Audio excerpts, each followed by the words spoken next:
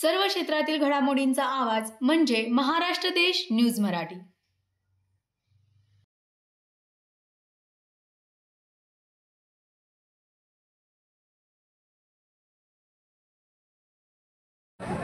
व्यासपीठावरती कार्यक्रमासाठी उपस्थित असणारे आमचे लडकत साहेब, राजेंद्र साहेब बरकडे, बाप्पू मामा, ज्यांना मनोगत व्यक्त केलं ते लंबाते दादा, आणि खरं तर आमचे लंबाते दादा म्हणाले त्या पद्धतीनं ज्यांचं भाषण ऐकल्यानंतर आम्ही काय बोलायचं हा प्रश्न आम्हाला पडतो ते विष्णू अप्पा आणि महाराष्ट्राच्या कानाकोपऱ्यातून आलेल्या माझ्या वैदू समाज बांधवांनो, नाना पाटील ज्ञान विज्ञान तंत्रज्ञानामुळे आणि आधुनिकतेमुळे आमच्या समाज बांधवांच्या व्यवसायावर कुऱ्हाड कोसळली।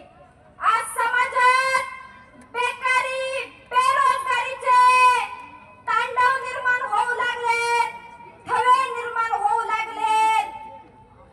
आज आम्हाला कुणी वाली नाही। आईच्या मायेनं आमच्या प्रश्नांना वाचा फोडणार दौलतनाना आम्हाला कुणीतरी हवंय, आणि म्हणून आम्ही तुमच्याकडे मोठ्या आशेनं पाहतोय। आजही अनेक गावात आम्हाला फिरू दिलं जात नाही। पाय ठोकून वस्ती करून राहिलो तर गावकरी आम्हाला हुसकावून लावतात। दौलतनाना ना आमच्याकडे घर, ना आमच्याकडे जमीन, ना आमच्याकडे आधार कार्ड, ना आमच्याकडे रेशन कार्ड, ना आमच्याकडे रहिवासी दाखला, ना आमच्याकडे जातीचा दाखला।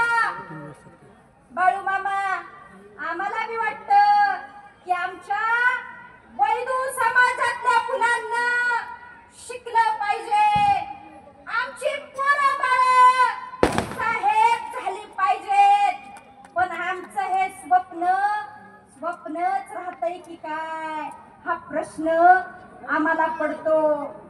आजही माझा वैदू समाज गाव कुसाबाहेर राहतो, नदी नाल्यात ओढ्याकाठी राहतो, स्मशान भूमीत पाय ठोकून राहतो, रस्त्याच्या कडेला राहतो, पुलाखाली राहतो।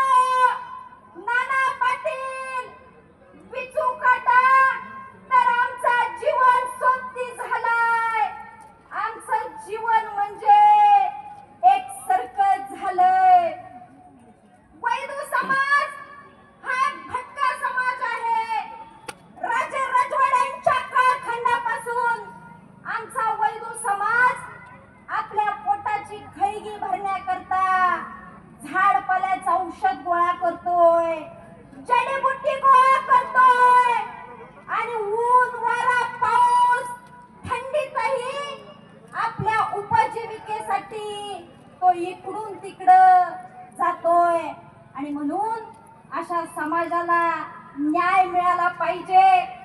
विष्णू अप्पा, देशाच्या स्वातंत्र्याचा अमृत महोत्सव आपण साजरा केला, पण आजही आमच्या झोपडीत, आमच्या पालात स्वातंत्र्याची किरणं पोहोचली नाहीत।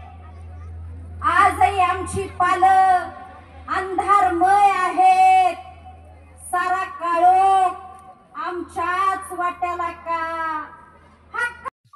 सर्व क्षेत्रातील घडामोडींचा आवाज म्हणजे महाराष्ट्र देश न्यूज मराठी।